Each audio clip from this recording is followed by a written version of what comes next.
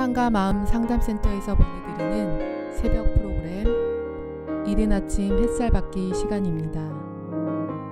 하나님의 말씀을 들으며 새롭게 되는 나를 체험하는 시간 되시길 바랍니다.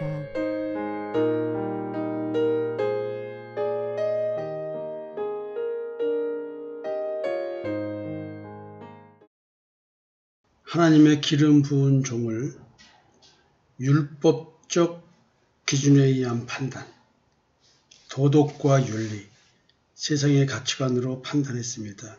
그것을 누가 잘못했다고 말하고 그런 판단이 재앙을 불러올 것이라고 생각을 하겠습니다. 아비도엘이 그와 같은 사람인데 아히도벨이 자살을 했네요. 하나님은 정확하게 말하셨습니다. 아히도벨의 전략이 실행되지 않도록 후세를 통해서 역사하셨다고 말입니다.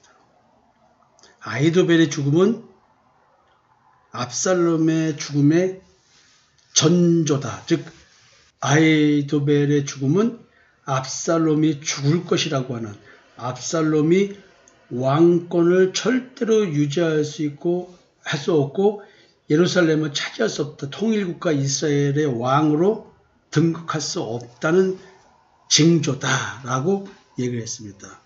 이제 성경은 압살롬에 대해서 뭐라고 기록이 되어 있을까요? 이에 다윗이 그와 함께한 백성을 찾아가서 천부장과 백부장을 그들 위에 세우고 다윗이 그의 백성을 내보낼세 3분의 1은 요압의 휘하에, 3분의 1은 수리아의 아들 요압의 동생 아비새의 휘하에 넘기고 3분의 1은 가드산 이때의 휘하에 넘기고 왕이 백성에 이르되 나도 반드시 너희와 함께 나가리라. 너희들 용기 있게 싸워. 나도 너희들과 생명과 죽음 같이 나누겠다. 라고 왕으로서 리더로서의 지휘관으로서의 나를 따르라. 라고 하면서 얘기를 했습니다. 근데 백성들은 절대 그렇게 말하지 않습니다. 왕이시여 무슨 말씀하십니까? 절대 나오시면 안 됩니다. 그들이 우리 몇 명 죽든 상관하지 않습니다. 오직 왕 당신만 찾으니까 왕은 그냥 성에 계십시오. 우리 10,000명보다 왕이 더 중요합니다. 라고 하면서 이제 차라리 성에 계시면서 우리를 도우시는 게 더 낫습니다. 라고 말합니다. 그래서 이제 다윗 왕이 너희가 좋게 여기는 대로 내가 행하리라 라고 합니다. 문 곁에 왕이 섬에 모든 백성이 100명씩 1000명씩 대를 지어 나가는지라. 이제 전쟁을 치르러 나갑니다. 왕이 요압과 아비새와 이때에게 명령하여 이르되 나를 위하여 젊은 압살롬을 너그러이 대하라. 아버지로서 끝까지 그 반역한 아들을 보호하고자 하는 이놈이 훌륭한 아들인데 암논보다도 더 훌륭한 아들, 인물도 출중하고 저는 왕감인데 했던 다윗이었죠. 근데 그가 이런 짓을 했으니 얼마나 가슴이 아프겠습니까? 그것도 또 자기를 징계하시는 하나님의 도구로 그 아들이 쓰이고 있으니 오죽하겠습니다. 이 가슴이. 이런 얘기를 하니까 이 3명의 주의관뿐만 아니라 백성들도 이 이야기를 다 들었다는 것이죠. 어느 누구든지 압살롬을 죽이려 하지 않을 것입니다. 이에 백성이 이스라엘을 치러 들러나가서 에브라임 숲에서 싸우더니 거기서 이스라엘 백성이 다윗의 부하들에게 패하며 그날 그곳에서 전사자가 많아 2만 명에 이르렀고 그 땅에서 사면으로 퍼져 싸웠으므로 그날의 숲에서 죽은 자가 칼에 죽은 자보다 많았더라. 그러니까 지형이 나무에 찔려 죽고 뭐에 죽고 뭐하고 이런 여러 가지 일들이 많았다는 것이죠. 이 말은 좀 불길한 징조를 가져오는 말 표현이기도 합니다. 찔려 죽은 자보다 숲풀이 우거져가지고 그 숲 때문에 제대로 싸우지 못하고 죽었다는 것이죠. 압살롬이 다윗의 부하들과 이제 맞닥뜨려졌습니다. 조우한 거죠. 적과 조우를 한 거죠. 압살롬이. 그러니까 압살롬이 이제 노새를 탔는데 그 노새가 큰 상수리나무 번성한 가지 아래로 지날 때에, 자, 말이면 왜 여기서 노새라고 되어 있는지 몰라요. 말을 탄 게 아니고 왜 노새를 탔는지 몰라요. horse라고 영어로 되어 있지 않아요. 말이 아니고 노새라고 되어 있습니다. 달렸겠죠? 뭐 영화 같은 데 보면은 말을 달리면서 칼을 들고 쳐라 하고 달릴 텐데 큰 상수리나무 번성한 가지 아래로 그 노새가 달리면서 지나갈 때 압살롬이 머리카락이 굉장히 무성했다고 그러잖아요. 머리를 묶었겠죠? 그 묶은 그 사이로 상수리나무 가지가 탁 걸리니까 노새는 달려나가고 그 가지에 압살롬이 딱 걸리게 된 거죠. 와, 이거 엄청난 거죠. 목이 빠지지 않은 게 다행이겠죠. 머리카락이 나뭇가지에 딱 걸리니까 그 공중에 붕 뜬 상태가 되겠죠.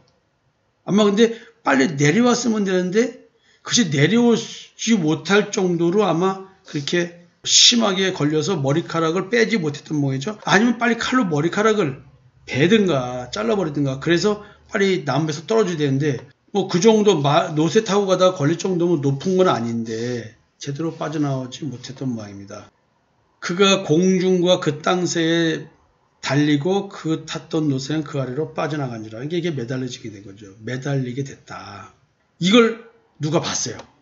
그래서 요압 장군에게 요압 군지관에게 군사령관에게 말을 합니다. 내가 보니 압살롬이 상수리나무에 달렸더라. 그 요압이 이 사람아 그럼 와서 말할 게 아니라 바로 죽였어야지. 그럼 내가 네에게 상을 베풀 거 아니야. 이 말을 합니다. 당장에 쳐서 땅에 떨어뜨리지 아니하였느냐. 그랬으면 내가 네게 상을 줬을 거 아니야. 네게 은 10개와 띠 하나를 주었을 거 아니야. 이 바보야. 이렇게 말합니다. 근데 이 사람이 희한한 말을 합니다. 요압에게 뭐라냐면 내가 내 손에 은 1000개, 10개 준다는데 1000개를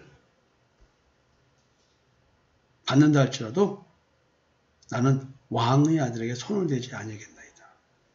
아유, 우리가 들었거니와 왕이 당신과 아비새와 이때에게 명령하여 이르기를 상가 누구든지 젊은 압살롬을 해하지 말라 하셨나이다. 자, 그동안의 다윗의 행동을 보면 사울왕가의 잘못했을 경우 기름 부은 종에게 잘못 행동했을 때에는 자기에게 아무리 유익한 짓을 하고 유익한 정보를 가졌어도 기름 부은 종에게 잘못했다고 그를 죽였습니다. 만약에 그렇다고 한다면 기름 부은 종의 아들인데 아무리 반역했다 할지라도 죽이면 되겠습니까? 그래도 왕이 직접 가급적 손대지 마라. 좀 너그러이 대하라. 너그러이 대하라는 얘기는 죽이지 말라는 얘기겠죠. Be gentle 이라는 단어를 써서 영어로 보면 죽이지는 마라. 좀 그냥 생포해서 데리고 와라. 뭐 이런 식의 의미를 갖고 있겠죠. 아무 일도 왕 앞에는 숨길 수 없나니 내가 만일 거역하여 그의 생명을 해하였더라면 당신도 나를 대적하였으리이다. 뻔하다. 내가 죽이고 오면 너 죽이지 말았는데 왜 죽였어 하면서 죽인 거 속으로 박수치면서 막 했으면서도 겉보기는 왕 앞에서 저놈 잡아 죽여. 왕이 죽이지 말았는데 왜 죽였어? 이렇게 말을 한다는 것이죠. 정확한 얘기입니다. 요압이 이르되 나는 너와 같이 지체할 수 없다고 손에 작은 창 셋을 가지고 가서 상수리나무 가운데서 아직 살아있는 압살롬의 심장을 찌르니 요압의 무기를 든 청년 10명이 압살롬을 에워싸고 쳐 죽이니라. 쳐 죽였다는 거죠.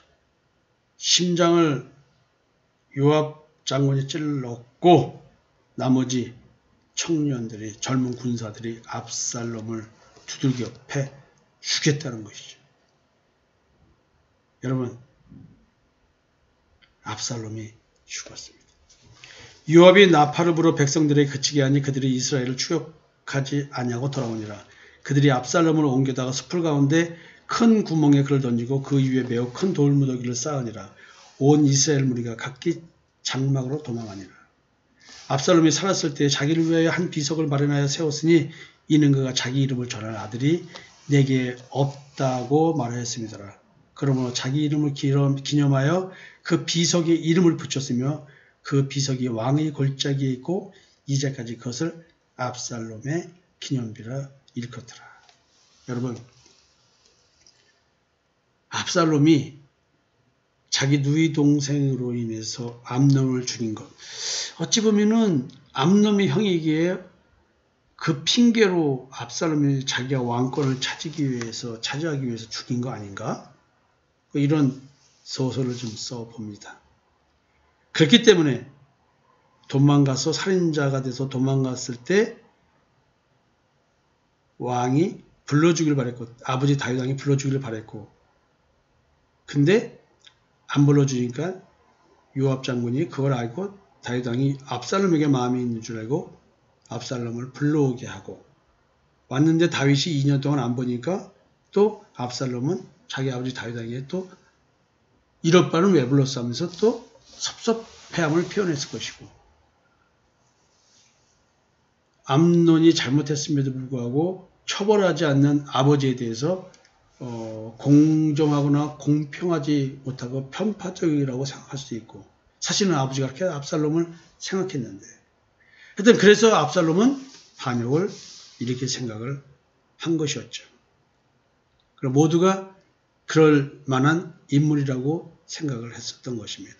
그러나 그는 어느 성경에서도 기름 부은 종이라는 말은 나오지 않습니다. 다윗 왕이 현재까지 유일한 단 한 명의 기름 부은 종이었습니다. 여러분, 근데 그 기름 부은 종이 탐심과 정욕에 의해서 잘못을 했네요. 그러나 그 밧세바를 통해서 죽은 아들을 빼고 4명의 아들, 그 막내 아들 솔로몬이었습니다. 왜 그럴까요?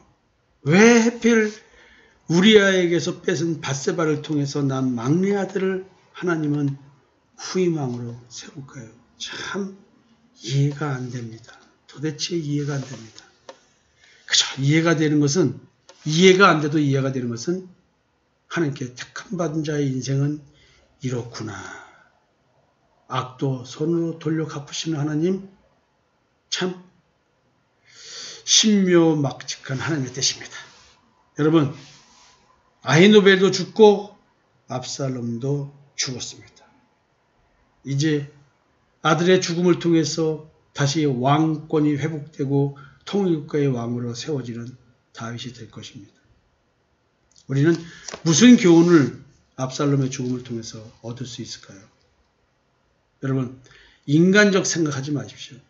어느 누구와의 관계도 도덕과 윤리적인 우리들의 생각, 율법적 생각, 그걸 가지고 헤아리고 비판하고 판단해서 무시하고 멸시하지 말고 오직 하나님 안에서의 용서와 사랑, 이것을 갖고 우리가 살아간다고 한다면 이런 일들은 당하지 않을 것입니다. 도리어 바보 같아도 하나님의 뜻 안에서 용서와 사랑으로 사는 우리들 되었으면 좋겠습니다. 오늘도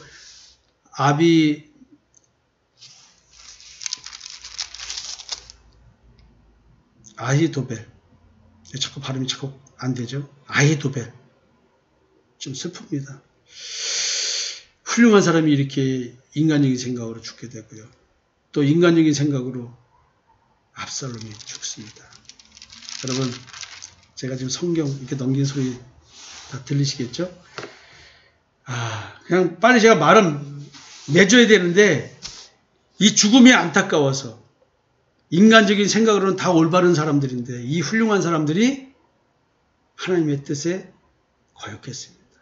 기름 부음 받은 종에게, 왕에게 반역을 일으킨 것, 배반한 것, 이것이 원인이었습니다. 인간적으로는 아무 문제 없습니다. 그죠? 부자지간에 그럴 수 있나라는 건 있었지만, 아버지 잘못했어요, 왕이요 잘못했어요, 그러면 타당할 수도 있습니다. 그런데 하나님은 그들의 편을 들지 않았습니다. 하나님 관점에서 징계하시고, 하나님 관점에서 살려내시고, 하나님 관점에서 자기의 뜻을 이루어 가고 계십니다. 성도 여러분, 아픈 죽음 앞에서 우리 하나님의 뜻을 바라보는 하루 되었으면 좋겠습니다. 감사합니다.